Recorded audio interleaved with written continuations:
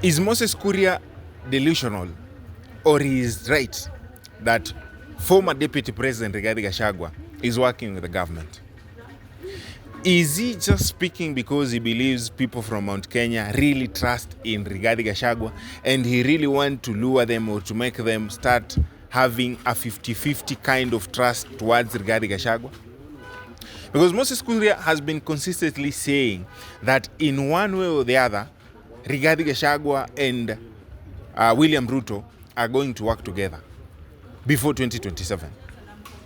Now, when speaking, he has also challenged former Deputy President Rigathi Gchagua to go to a local church with a Bible and swear some things that he believes. If Rigathi Gchagua swears them, then that means he is not working with the government. But if he's not going to do that, then he's actually working with President William Ruto.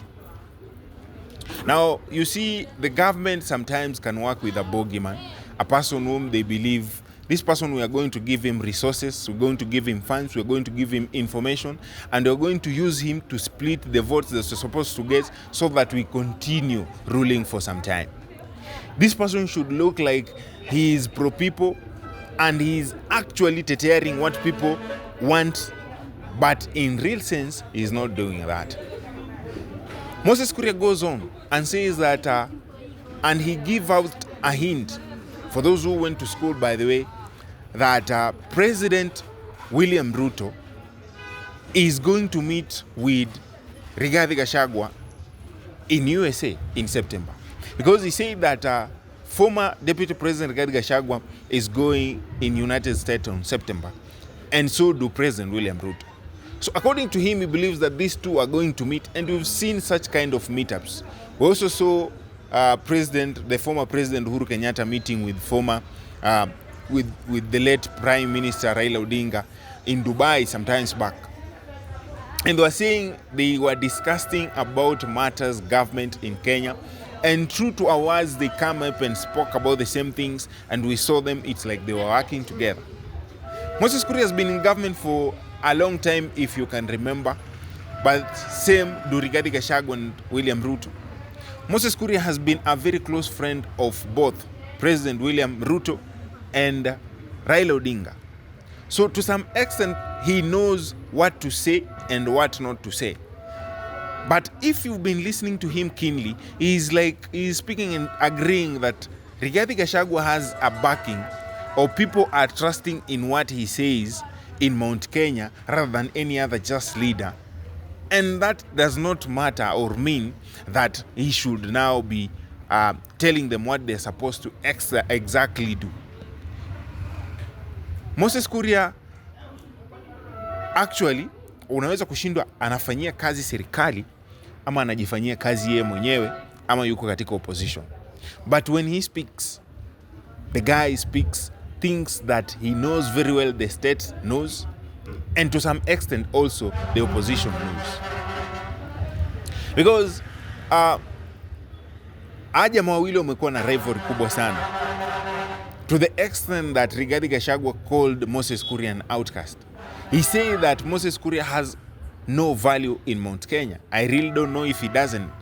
He has said also that Moses Kurya, people walishamkata kitambo, chama yake people are not following and everything, and those who listens to him, wao pia walishapotea. But Moses Kurya has been here, has been there, ensuring that he is also talking about people from Mount Kenya. He has been on interview for some times now, and he's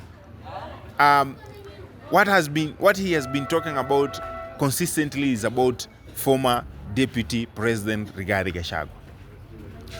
Sasa mimi sijui kama wewe you believe in what Moses Kurya is saying, or you believe in what Rigathi Gchagua is saying, ama you can do your own analysis. Now let's analyze these things this way.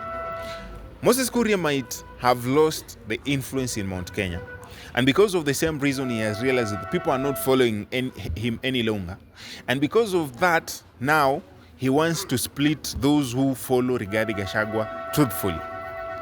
And by what he is saying, it is a way of making people now to start seeing like Rigathi Gchagua is a traitor because people from Mount Kenya already do not have trust in President William Ruto.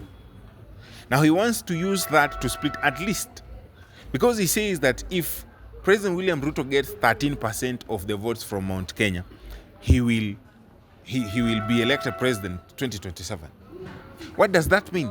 That he is working closely to ensure that the number that Rigathi Gchagua is controlling, at least if he can get a quarter of it, he would have done something for President William Ruto.